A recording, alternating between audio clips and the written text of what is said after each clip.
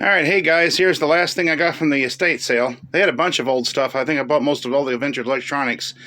So for all you TV and collectible radio people out there, and me myself as well, I collect this stuff too. Another one for the collection. This is a 1960s RCA Victor New Vista black and white television set.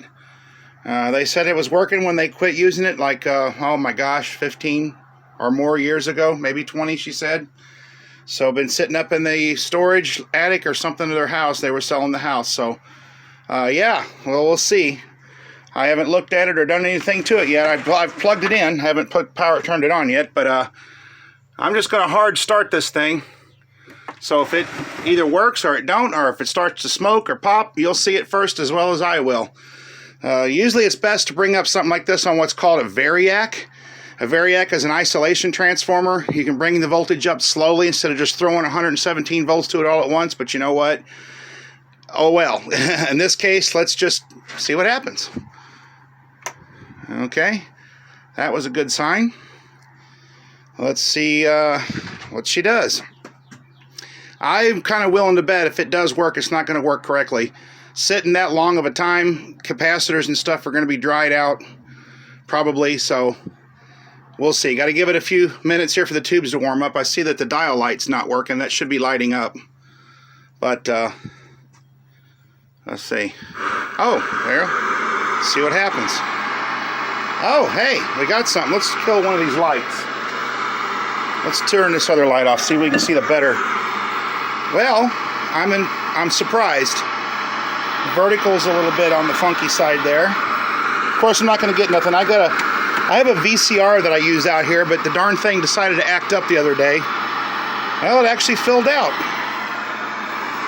Brightness or contrast? That's contrast. Well, this thing has hope. Okay, well, yeah. Of course, you know, we ain't going to get nothing. Everything's digital now. That's on channel 3, so they were using a converter or VCR or DVD player. So, okay, well, so the next step is me to get a working VCR out here or take it in the house and hook it up to the cable, which that's something I might do. Maybe not right this minute, but okay, well, there we go. Well, let's turn this light back on here and we'll pop the back off, take a quick look at the insides a minute. So I'm impressed. Okay, it still works. I was actually surprised. I wasn't expecting it to do that.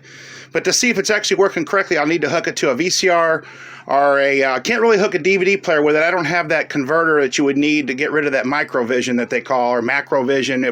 It'd get some funky lines in the screen that would look like the TV's acting up, but it really wouldn't be the TV. It's a long story. I think Shango brought that up in one of his videos. Just watch his videos. They'll explain it. But anyway, a VCR would work. Or my cable in the house would probably work on it. So, well, anyway, let's open the back real quick and take a quick peek in it. Alright, guys. Well, it's not too bad. It looks a little high hour. CRT is a little dirty. A little dark. And I noticed when I turned it off, it got them lines that, you know, how it went down to that little dot. It's kind of telling me the cutoff may not be that great. The CRT could be a little weak. But, buddy, it lit up and made kind of a picture, so not bad. Oh, looks like somebody's done some work on it. I see some replaced capacitors there. And of course, that's in the vertical circuit.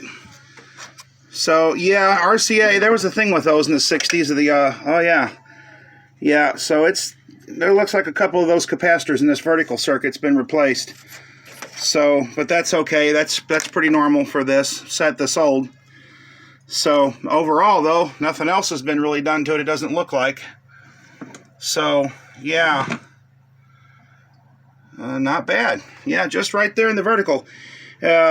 These red drop and orange drop capacitors, especially in the 60s, I don't know what it was. It was found a lot of that problem with RCA, and I don't know why, because they're made by Mylar. They're Mylar film, Sprague capacitors, but they would start to drift and change value, and the vertical would start going crazy. So, yeah, and that was a real thing with, I replaced several of those in RCA circuits on the RCA vertical circuit. So yeah, they've been a few of them are replaced there. Yeah, that's a PVC. Yeah, so it's had some work done to it. So, but that looks like that's about it. There's a little bit more behind the chassis, but I'll have to pull it out and do some more. But just wanted to give it a quick overview. Looks pretty good, actually. Not a ton of dust in it. So I don't know if that's just some moisture from sitting. This thing might have been sitting in their basement.